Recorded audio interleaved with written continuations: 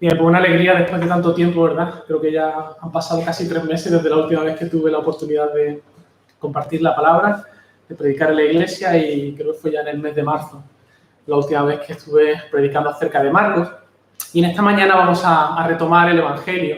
Vamos a ir al capítulo 8 y vamos a estar en este pasaje que Paco ha leído, los versículos del 27 al 38. Pero permitidme que ore antes de empezar brevemente. Padre, quiero pedirte que en esta mañana tú me des sabiduría para exponer tu palabra. Abre nuestro corazón, Señor, abre nuestros oídos. Queremos escuchar tu voz en esta mañana. No queremos escuchar la voz de Juan Pablo, no queremos escuchar la voz de un hombre, sino que tú nos hables, Señor. Y necesitamos de tu espíritu, necesitamos de ti, Señor. Quita todo impedimento, todas aquellas cosas que estorban para que esta palabra pueda ser albergada en nuestro corazón y pueda dar fruto. Te lo pido en el nombre de Cristo. Amén. Bien, pues abrid vuestras Biblias, Marcos capítulo 8, versículo 27. Como hace tiempo que no estamos en el Evangelio de Marcos, quisiera hacer un resumen, espero que no me lleve más de algunos minutos, sobre todo lo que hemos estado viendo en este Evangelio de Marcos acerca de Jesús, ¿no? Y este Evangelio vimos que desde un principio nos presentaba al Mesías, un Mesías que había sido anunciado desde el principio. Jesús no aparece de la nada, no aparece como alguien desconectado de la historia, no aparece como alguien que viene a traer simplemente una nueva filosofía revolucionaria, ni siquiera él viene a traer una nueva versión de la religión judía. Él es el Mesías que fue anunciado desde el principio, y eso Marcos nos lo deja muy claro, porque este Mesías fue anunciado a través de los profetas, y Marcos nos recuerda el eco de la voz de estos profetas a través del profeta Isaías, a través del profeta Malaquías, ¿no? Voz que clama en el desierto. He aquí yo envío a mi mensajero. Ellos estaban hablando de un precursor que vendría antes del Mesías, al cual Marcos identifica con Juan el Bautista. Juan el Bautista es este precursor que está anunciando la llegada del rey, la llegada inminente de este rey, del Mesías. Así que el rey va a entrar en escena, el rey entra en la ciudad, y lo que está anunciando Juan el Bautista es: preparaos para ello, preparaos para la entrada de este rey. Así que el rey hace entrada en escena y comienza su ministerio, y ya desde el principio vemos que él es alguien especial. Su propio bautismo, cuando salía del agua, una voz audible del cielo dice: este es mi Hijo amado, en el cual tengo toda mi complacencia. El Espíritu Santo descendiendo en forma de paloma, y allí vemos una escena, la Trinidad al completo, celebrando el bautismo de Jesús. La misma Trinidad hace presencia en aquel acto. Luego vemos a Jesús que fue llevado al desierto, donde por la voluntad del Padre fue necesario que Jesús fuese tentado en todo. Al igual que Israel, si recordáis, fue llevado también al desierto, afligido, para que pasase hambre, para probar su obediencia y para que aprendieran que no solo de pan vivirá el hombre. Ahora vemos a Jesús, que también es llevado al desierto. Pero a diferencia de Israel, que lo único que hizo fue manifestar incredulidad y queja continua, a diferencia de nosotros también, ¿verdad? En Jesús no hubo queja, ni una sola palabra de queja. Él se sometió de manera voluntaria a la voluntad del Padre, sin probar bocados durante 40 días. Y cuando fue tentado por Satanás a que usase su poder para convertir aquellas piedras en pan, ¿qué dijo Jesús?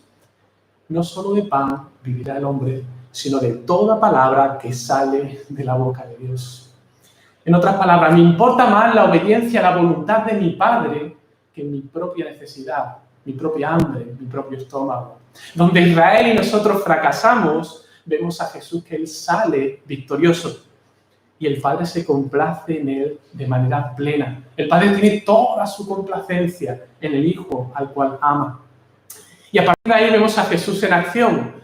Lo vimos iniciando su ministerio, llamando a unos cuantos hombres a seguirles, a Andrés, Simón, a Juan, Jacobo, los hijos del Zebedeo. Él tiene un plan para estos hombres. Y desde el principio Jesús está mostrando ya que Él no es un hombre cualquiera, no es un profeta cualquiera. Lo vimos con aquel hombre que tenía un espíritu inmundo en la sinagoga. Jesús tiene autoridad sobre los espíritus. No se ha visto jamás un hombre que pudiera hacer aquello, expulsar un espíritu de aquel hombre, con decir: sal de ese hombre. Jesús tenía poder también sobre la enfermedad. curó la fiebre de la suegra de Pedro, ¿verdad? Sanó a un leproso, curó a un tetrapléjico con aquellos 4 amigos que lo descolgaron del techo, a un hombre con una mano seca, a una mujer con una enfermedad incurable. Resucitó a la hija de Lázaro, que había muerto. Él tiene además poder no solo sobre la enfermedad, sino que lo hemos visto que Él tiene poder sobre la naturaleza. Él anduvo sobre las aguas de Galilea para el asombro de sus discípulos, que pensaban que era Él un fantasma. Y en otra ocasión, cuando sus discípulos estaban aterrados en aquella barca que parecía que se hundía y que iban a morir, de repente Jesús se levanta y con 2 palabras: cálmate, calla. El viento se para, el mar se aquieta. Y los discípulos asombrados: ¿quién es este hombre que tiene dominio sobre el mar y sobre el viento? ¿Quién es este hombre? Él manifestó también su poder creador, multiplicando de la nada unos pocos panes y unos pocos pececillos, y fue capaz de alimentar a más de 5.000 personas, y luego a más de 4.000 personas en otra ocasión. No solamente es que Él fuera suficiente, sino que sobreabundó, sobraron 12 cestas llenas. Su gracia es abundante. Él nunca se queda corto, su generosidad no tiene límites. Jesús manifestó con sus obras que Él no era un hombre cualquiera. La gente lo ha visto, todo el mundo se ha quedado asombrado con los milagros que este hombre hace. Pero no solamente con las obras que Él hacía, sino por lo que decía también Jesús. Jesús ha estado enseñando también hasta ahora en su ministerio por muchas ciudades, por muchas aldeas. Pero la manera que tiene de hablar de este hombre es distinta a la de cualquier otro maestro. Hay algo especial en Él. Él tiene una autoridad como ningún hombre ha tenido. Él no habla como los otros maestros, haciendo referencia a Gilel, a Shammai, a distintos rabinos. Él habla por sí mismo. Él habla con una autoridad fuera de lo normal. Cuando Jesús interpretaba la ley, Él hablaba como si Él mismo fuese el autor de la ley, porque lo era. ¿Recordáis cuando Él leyó aquel pasaje en la sinagoga, aquel Sabbat en Isaías 61, donde Él decía: el Espíritu del Señor está sobre mí, porque Él me ha ungido, me ha enviado a predicar buenas nuevas a los abatidos, a vendar a los quebrantados de corazón, a publicar libertad a los cautivos y a los presos, apertura de cárcel? ¿Qué dijo Jesús acerca de este pasaje? Jesús dijo: lo voy a interpretar. Y Jesús se levantó y todo el mundo con su mirada fija en Él dijo: hoy se ha cumplido delante de vosotros estas palabras del profeta. Hoy se ha cumplido porque yo soy de quien habló Isaías. Yo soy el ungido de Dios. Yo soy el Mesías. Yo soy el que vengo a traer libertad, el que vengo a traer perdón de vuestros pecados. Y la gente se quedó inicialmente atónita, sorprendida. Y cuando salieron de su asombro, se lo quisieron llevar a un monte para despeñarlo. Jesús mostró también que Él tenía autoridad para perdonar pecados. Aquel paralítico, cuando le dijo: hijo, tus pecados te son perdonados. La gente no salía de su asombro y sobre todo los fariseos de su incredulidad. ¿Quién es este hombre que dice que puede perdonar pecados si solamente Dios puede perdonar los pecados? ¿Quién se ha creído este Jesús que es? ¿Quién es realmente Jesús? Pues la respuesta a esta pregunta es justamente el tema principal del pasaje que encontramos en el Evangelio de Marcos, capítulo 8. Y ese es el tema que vamos a estar considerando en esta mañana. ¿Quién es realmente Jesús? Y vamos a hacerlo en este pasaje mirando 3 cosas que se corresponden con los versículos del 27 al 30, que nos habla acerca de la naturaleza de Jesús. Es decir, ¿quién es Jesús? En segundo lugar, versículos del 31 al 33 nos va a hablar de la naturaleza de su obra. ¿Qué ha venido a hacer Jesús? Y en tercer lugar, este pasaje nos habla acerca de la naturaleza de su llamado a seguirle. Es decir, ¿qué demanda Jesús de ti? Así que 3 cosas sencillas: ¿quién es Jesús? ¿Qué ha venido a hacer? ¿Y qué demanda Él de ti? Así que empezamos en el versículo 27 y nos relata Marcos que Jesús salió y sus discípulos por las aldeas de Cesarea de Filipo. Justamente cuando estaba preparando este mensaje y al leer Cesarea de Filipo, me acordé que justamente en esta fecha del año pasado yo estaba de viaje en Israel y precisamente uno de los lugares que estuvimos visitando fue Cesarea de Filipo. Esta ciudad está en el extremo norte de Israel, a los pies del monte Hermón, y de hecho, a día de hoy está muy cerquita, si vais allí, de lo que es la Reserva Natural, un parque precioso, ¿no?, que han creado allí, que se llama la Reserva Natural del Monte Hermón, que está a los pies del Monte Hermón, ¿no? Esta ciudad estaba situada originalmente en lo que es conocido como una región a la que se le llamaba Panión, en una región griega que estaba dedicada a un dios pagano, al dios Pan, de quien recibió precisamente ese nombre. De hecho, cuando estuvimos visitando aquella reserva natural, justamente una de las zonas que podéis ver allí son aún los restos del lugar donde se celebraban los cultos paganos al dios Pan, y allí quedan todavía aquellos vestigios, ¿no? Lo que pasa es que esta ciudad llamada, o esta región llamada Panión, en el siglo I, Herodes Filipo, el hijo de Herodes I el Grande, la amplió, enriqueció esta ciudad y además le cambió el nombre y le puso por nombre Cesarea, en honor a César, y le añadió, para llevarse un poquito de gloria, su nombre, Filipo, ¿no? Entonces, desde aquel entonces se llamó Cesarea de Filipo, ¿no? Lo cual se distingue de otra Cesarea también que podéis encontrar en Israel, que es Cesarea Marítima, pero que esta ciudad está pegada a la costa y la parte sur de Israel, ¿no? Así que estamos ahora mismo donde Jesús está con sus discípulos, es un lugar real, es un lugar histórico, y allí está Él con sus discípulos. Esta era una ciudad pagana en los tiempos de Jesús. Y recordad que Jesús había salido de Judá y ahora está con sus discípulos porque quiere llevárselos lejos de la zona judía, salir de allí para tener tranquilidad, porque Él quiere enseñarle algunas cosas a sus discípulos. Así que ahí está Jesús en Cesarea de Filipo, está con sus discípulos teniendo un tiempo para hablar, para enseñarles, para ministrarles. Y ahora Jesús le hace una pregunta a sus discípulos. Dice que en el camino Jesús le preguntó, ¿quién dicen los hombres que soy yo? ¿Quién dicen los hombres que soy yo? Ahora es importante que entendamos por qué Jesús hace esta pregunta. A primera vista pudiera parecer que Jesús está preocupado por lo que la gente pueda pensar de Él. ¿Cómo me ve la gente? ¿Qué estarán diciendo por ahí de mí? ¿Cuántos fans me van siguiendo todavía? ¿Seguiré siendo trending topic en Jerusalén? Alguien podría pensar que las palabras de Jesús pueden provenir de algún tipo de vanidad, pero no sé, quizás podemos pensar así porque a nosotros sí que nos importa muchas veces lo que hablan de nosotros, ¿verdad? Y nos importa demasiado el que dirán, o la reacción de la gente a nuestros comentarios en Twitter, o los likes que nos dan en Facebook. Hermano, cuídate mucho del temor al hombre, cuídate mucho de la tiranía, de la opinión que tengan los demás sobre mí, porque lo único que debe importarte es lo que Dios piensa de ti y cuál es tu relación con Él. La pregunta de Jesús nos está revelando una preocupación por la imagen que Jesús tenía en la gente. Hemos visto que a Jesús le importaba más bien poco lo que los fariseos pensaban de Él. Y Él tampoco tuvo ningún problema en decir la verdad, aunque la gente quisiera despeñarlo monte abajo por ello. Lo que Jesús está aquí mostrando es un corazón preocupado y compasivo por la gente, porque Él sabe que el destino eterno de esas multitudes que están hablando de Él están determinados por el tipo de relación que tenga esa gente con Él mismo.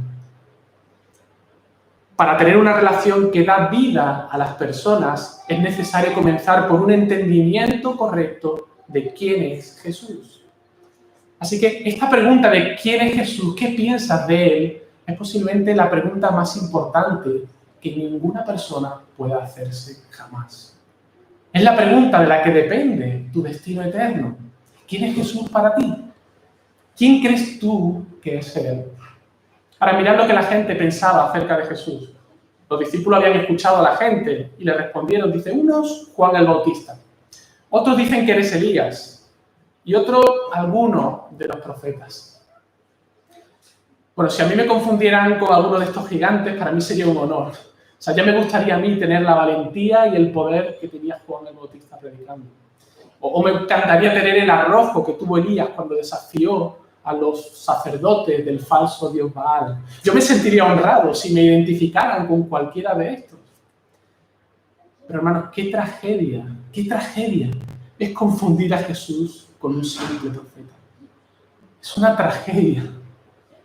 Si para ti Jesús es simplemente un gran hombre que predicó una buena filosofía de vida, si para ti Jesús es simplemente alguien especial que hacía milagros, que era bueno, que curaba a la gente, Si para ti Jesús es simplemente un revolucionario que vino a cambiar la condición social de la gente y su condición económica y vino a traer prosperidad en lo material, eso significa que entonces no has entendido nada de quién es Jesús. Y eres quizá la persona más digna de lástima porque te has perdido el punto principal, te has perdido lo más importante acerca de Él. Ahora, sabiendo la importancia de esta pregunta, fijaos que Jesús ahora les pregunta no lo que la gente dice, sino a sus propios discípulos, los que han estado andando muy de cerca con Él, y le dicen a ellos, ¿y vosotros? ¿Quién decís que soy yo? Jesús yo creo que no le hace esta pregunta porque necesite saber la respuesta. Jesús lo sabe todo. Jesús conocía el corazón de toda la gente que le seguía y Jesús conocía muy bien el corazón de sus discípulos. Pero en el proceso de asimilar y entender quién es Jesús realmente, Jesús quiere que lo expresen verbalmente para que asienten esta verdad en sus corazones. Y además para aprovechar y corregir algunos aspectos que posiblemente aún no han terminado de entender los discípulos acerca de Él. Pedro, el impetuoso, el primero, respondo. Y vemos a Pedro respondiendo, quizás también en nombre de los discípulos, y Pedro dice, tú eres el Cristo. O como amplía Mateo, tú eres el Cristo, el Hijo del Dios viviente. ¡Wow! ¡Qué respuesta! ¡Bravo, Pedro! ¡Bravo por esa respuesta! Parece que los discípulos lo van pillando, que han entendido quién es Jesús. Fijaos que en esta declaración se encuentra resumida la esencia de quién es Jesús.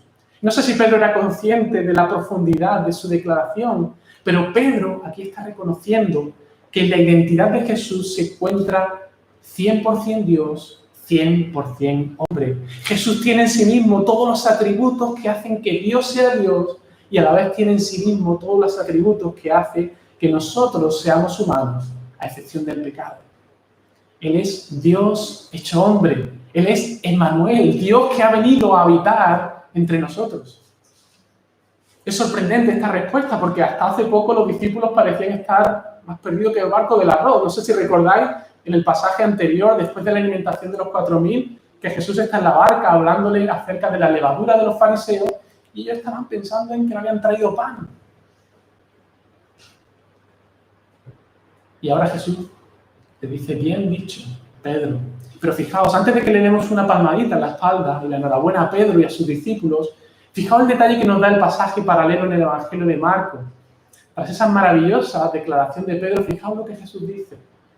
Entonces le respondió Jesús, bienaventurado eres, Simón, hijo de Jonás, porque no te lo reveló carne ni sangre, sino mi Padre que está en los cielos. Bienaventurado eres, Pedro. Eres feliz, eres muy afortunado. ¿Pero sabes por qué? No porque hayas sacado un 10 en la pregunta que he hecho. No porque eres el más listo de la clase. No porque te has esforzado más y has conseguido responder perfectamente y por fin lo has pillado. Eres afortunado porque has sido el receptor de gracia abundante por parte de mi Padre. Gracia abundante para que puedas entender quién soy yo. Gracia abundante para que puedas recibir la gloria que hay en mí. Gracia abundante para que puedas declarar lo que has declarado. No es mérito tuyo, es la gracia de Dios en acción sobre ti. Eres bienaventurado por eso. Si en esta mañana tú puedes confesar lo que Pedro ha confesado también, entonces tú también eres muy afortunado. Eres muy bienaventurado. Da gracias a Dios porque tú también has sido receptor de la misma gracia, el mismo favor que recibió Pedro para que puedas ver a Cristo en toda su gloria, tal como Él es. Y si aún no lo puedes ver, si aún no has entendido quién es realmente Jesús, aún tienes una oportunidad de clamar al Padre y pedir que esa gracia caiga también sobre ti, de pedir misericordia, porque Él está dispuesto a dar gracia de manera abundante a todo aquel que viene a Él con un corazón humilde, todo aquel que viene en arrepentimiento y fe. Ahora bien, Jesús sabía que aún sus discípulos no tenían claro algunos de los aspectos de lo que Él había venido a hacer. Sabían que era el Mesías. Bien, el Padre se lo había revelado. Pero creo que no tenían claro qué tipo de liberación Él había venido a traer y cómo la llevaría a cabo. Y es por eso que los versículos 31 al 33, ahora Jesús habiendo ellos dicho esa declaración, les va a hablar muy claro a los discípulos acerca de la naturaleza de su obra. Dice que comenzó a enseñarles que le era necesario al Hijo del Hombre padecer mucho y ser desechado por los ancianos, por los principales sacerdotes y por los escribas, y ser muerto y resucitar después de 3 días. Esto se los decía claramente. Jesús en esta ocasión no habló a los discípulos por parábolas. Él fue directo, fue claro con sus discípulos. Les explicó de una manera muy real, muy cruda y muy literal que iba a padecer mucho, que iba a ser rechazado, que iba a ser entregado hasta la muerte, pero que una vez muerto iba a resucitar. Y yo me imagino que aquello tuvo que ser una bomba para la mente y la cabeza de los discípulos. Me imagino a Pedro pensando, ¿qué? ¿Cómo? Espera, Señor, sabemos que tú eres el Mesías, eres el Hijo de Dios, pero nosotros lo que esperamos es que vengas a librarnos de la opresión romana, que vengas a establecer tu reino, el reino independiente de Israel, donde tú seas el rey, y bueno, ya de paso, pues nosotros, tus ministros. ¿Qué es eso que me estás contando ahora de que tienes que padecer, de que tienes que sufrir? No, Señor, ese plan no me gusta nada. Señor, creo que te estás liando, creo que estás perdiendo el foco de tu misión. Hasta tal punto llegó el impacto en la cabeza de Pedro, esta información, que Marco nos dice que entonces Pedro toma al Señor aparte y dice que comenzó a reconvenirle. Como dice la Nueva Traducción Viviente, comenzó Pedro a reprender al Señor. Y esta palabra, hermanos, es una palabra muy fuerte. De hecho, es la misma palabra que usa el Evangelio para cuando Jesús reprendía a los demonios, para que abandonasen el cuerpo de un hombre o para que no declarasen su identidad. Es una palabra muy fuerte. Y ahí vemos a Pedro reprendiendo al Señor. Ay, Pedro. Y bueno, seguramente nosotros no hubiéramos reaccionado mucho mejor que Pedro. Pero Jesús necesita corregir el error de Pedro. Y lo va a hacer de una manera pública, no tanto para avergonzar a Pedro, sino porque todos los discípulos necesitan tener más luz acerca de la naturaleza de su obra, de entender realmente lo que él había venido a hacer. Por eso en el versículo 33, fijaos, dice, pero él volviéndose y mirando a los discípulos, ¿veis el detalle? Jesús quiere no solamente que Pedro entienda, sino que los discípulos también entiendan, porque él los ama y quiere corregir su error. Dice que reprendió a Pedro diciendo, quítate delante de mí, Satanás. Son palabras muy fuertes, ¿verdad? Pero la verdad que lo que estaba en juego era algo vital, era la verdad, una verdad central del Evangelio. Y el Señor le dice, porque ponen la mira en las cosas no ponen la mira en las cosas de Dios, sino en las de los hombres. ¿Qué visión tenía Pedro acerca de lo que Jesús venía a hacer? Parece que no habían entendido ni leído al profeta Isaías cuando hablaba del siervo sufriente, porque Isaías no lo deja muy claro.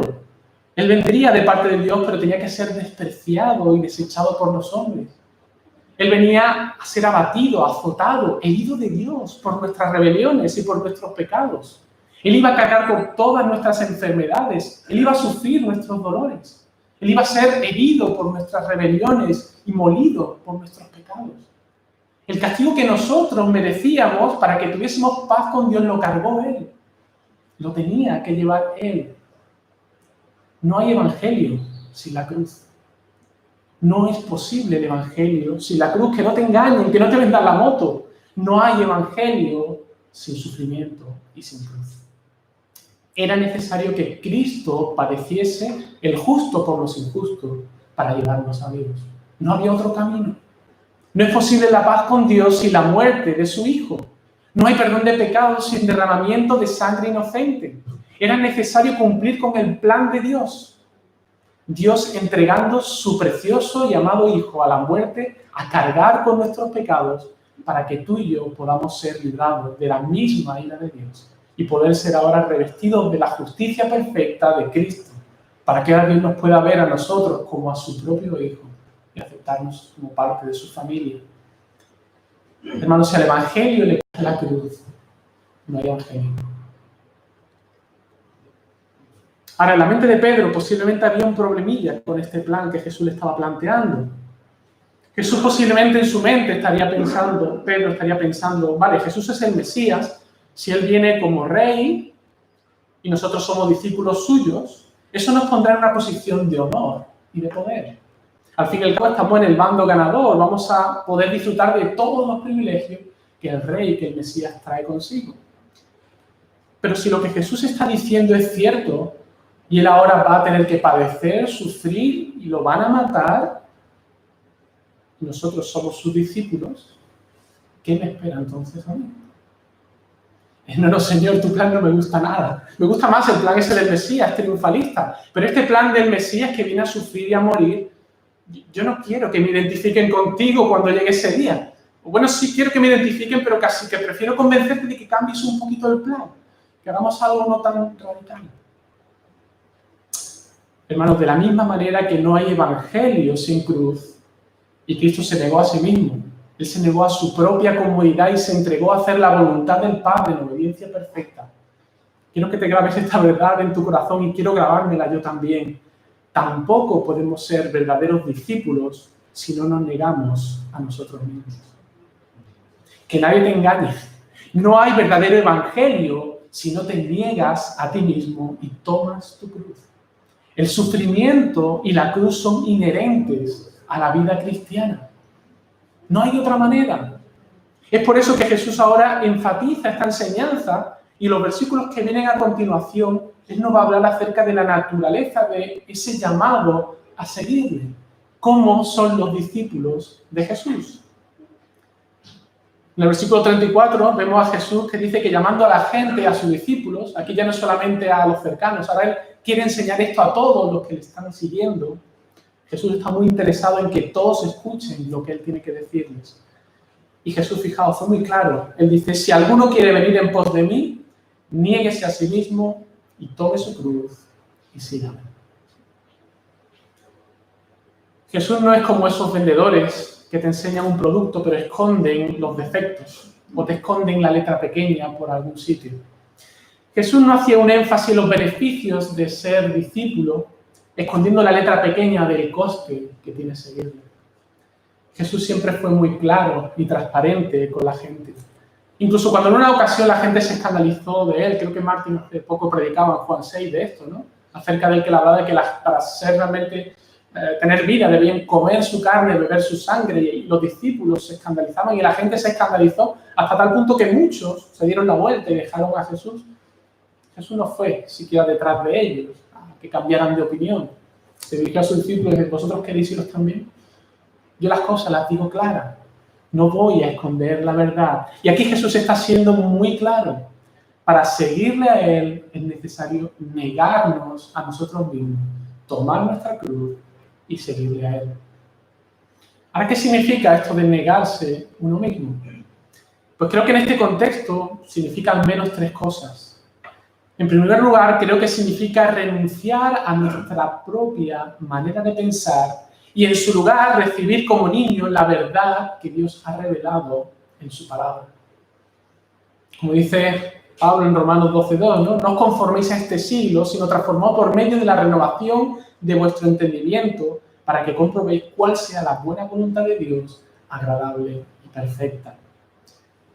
Pedro se había hecho una falsa idea de la misión del Mesías y había comenzado a elaborar su propio plan de salvación, su propia manera de cómo debía efectuarse esa salvación, un plan cómodo que no necesitase pasar por el sufrimiento y mucho menos por la muerte. Pero Pedro necesitaba renunciar a su propio concepto prefabricado de cómo funciona la salvación y de cuál es el coste del discipulado. En segundo lugar, negarse a uno mismo significa también renunciar a toda justicia propia. Significa presentarnos de Dios como lo que somos, pecadores, miserables, que necesitan perdón. Que no hay ningún mérito en nosotros que Dios tenga que aplaudir o premiar ni recompensar. Solamente podemos venir a Él con la mano extendida para recibir gracia y misericordia. Solo podemos acudir a Él en arrepentimiento y en fe para recibir el regalo del perdón de nuestros pecados sobre la base de lo que Cristo hizo en la cruz del Calvario. Y en tercer lugar, creo que significa que una muestra de que somos sus discípulos es renunciar a nuestra propia comunidad, a querer vivir una vida con un pie en el mundo y un pie en el reino de Dios. Que estemos dispuestos a renunciar incluso a nuestra propia vida por causa de Cristo y el Evangelio. Ese es el precio a pagar. Jesús lo dice, porque todo el que quiera salvar su vida la perderá. Y todo el que pierda su vida por causa de mí y del Evangelio la salvará. Fijaos cómo hila de fino aquí Marcos. No dice todo el que pierda su vida simplemente. Hay muchas personas que están dispuestas a perder su vida por muchas causas. Causas a veces justas. Hay muchos que han dado su vida por causas políticas, por justicia social, por su patria. Pero lo que distingue a un verdadero creyente es que está dispuesto a dar su vida por la causa de Cristo y por el Evangelio. Y esto lo aprendieron bien Pedro y el resto de discípulos, porque la mayoría de ellos acabaron dando sus vidas por causa de Cristo y del Evangelio. La mayoría fueron martirizados. Hermanos, no hay cuestión más importante que esta para ti. Como sigue diciendo Jesús, fijaos, él dice, porque ¿qué aprovechará al hombre si ganare todo el mundo y perdiere su alma? ¿O qué recompensa dará el hombre por su alma? Es decir, ¿de qué te vale tener todo lo que el mundo te pueda ofrecer si al final nuestra vida, que pasa como nada, como un soplo, resulta que la eternidad la vas a pasar en el infierno? Lo habrás perdido todo. Alejado de Dios, tu alma perdida. O como traduce el versículo 37 también la Nueva Versión Internacional, dice, ¿hay algo que valga más que tu alma? ¿No es la cuestión más importante y vital para tu vida? La cuestión que Jesús está planteando aquí es la cosa más importante que tienes que considerar en tu vida. Es una cuestión de vida o muerte y es para la eternidad. Por eso Jesús termina con una seria advertencia también. Dice, porque el que se avergonzare de mí y de mis palabras en esta generación adúltera y pecadora, el Hijo del Hombre se avergonzará también de él cuando venga en la gloria de su Padre con los santos ángeles. La advertencia de Jesús es clara. Si no te identificas con Él, si te avergüenzas de Él, cuando Él venga en gloria, Él no se va a identificar contigo. Él se va a avergonzar de ti. Y en estas palabras de advertencia, también es curioso que se esconde una gloriosa verdad que nos llena de esperanza. Y es que hay una gloria venidera para aquellos que confían en Jesús, para aquellos que no se avergüenzan de Él. Hay una gloria venidera. Sí, es cierto que hay una cruz y un sufrimiento, pero el Señor promete que hay una recompensa que compensa con creces todo el posible sufrimiento que hayamos podido padecer aquí. Nos espera una gloria eterna con Él. Hay una gloria futura con Cristo que a veces pienso que con dificultad alcanzamos a entender completamente. Y es mi oración que el Señor nos siga iluminando para que podamos entender y profundizar en esos tesoros que nos han sido dados en herencia en Cristo. Así que termino, como empecé, con el título que le he puesto a este mensaje. ¿Y tú? ¿Quién dices que es Jesús? Esta pregunta que es vital para cada uno de nosotros. Yo no puedo entrar esta mañana en la profundidad de tu corazón, lo que hay ahí, y saber exactamente qué es lo que piensas tú de Jesús, qué hay en tu corazón con respecto a Él. Pero al menos como mucho espero haber transmitido la importancia de esa pregunta y haber transmitido con fidelidad las verdades que están contenidas en este pasaje y que entiendas que no hay pregunta más importante que esta, que no hay asunto más importante en la vida de cualquier persona en entender quién es Jesús y cuál es tu relación con Él, porque de ello depende tu destino eterno. Si en esta mañana has entregado tu vida a Él, eres hijo de Dios, gózate, alábale, dale gracias por lo que le ha hecho en tu vida, porque puedes ver a Cristo, puedes tener una relación personal con Él y hay una gloria futura que te espera. Pero si aún no conoces a Jesús, si aún esta pregunta no tiene una respuesta, o no has entendido realmente quién es, yo te pido que vengas a Él, porque en ningún otro hay salvación. No hay ningún otro hombre como Él, porque Él no solamente era hombre, era Dios. Él vino a entregar su vida para que nosotros pecadores pudiéramos tener una relación con Dios. Ven a Él, es tiempo, hoy es el día de salvación, hoy es el día de venir a Él para alcanzar misericordia. Amén. Vamos a ver. Señor, te doy gracias por este pasaje de las Escrituras en el que tú te revelas como Hijo de Dios, 100% hombre, 100% Dios, y donde también nos revelas de una manera clara el Evangelio, la misión que tú viniste a hacer aquí en esta tierra, dar tu vida en rescate por muchos. Y Señor, gracias también por esta advertencia para que podamos considerar seriamente lo que significa ser tu discípulo, lo que significa seguirte. No queremos tomar a la ligera ni ser simplemente cristianos de domingo o discípulos tibios que tienen un pie en el reino de Dios, un pie en el mundo, en sus propios deseos. Señor, arranca de nuestro corazón todo aquello que estorbe a esta relación contigo, toda aquella idolatría que esté aún pensando si seguirte a ti o seguir nuestro propio deseo de nuestros corazones, Señor. Líbranos de esta idolatría que nos lleva a la perdición. Y, Señor, derrama de esa gracia misma que recibió Pedro para hacer aquella confesión. Derrámala en nosotros para que podamos verte cara a cara y abandonar todo nuestro yo, nuestro egocentrismo, todo deseo por las cosas de este mundo y podamos venir a ti, podamos considerarte como nuestro más precioso tesoro. Señor, obra esto en cada uno de nosotros. Te lo pido en el nombre de Cristo Jesús. Amén.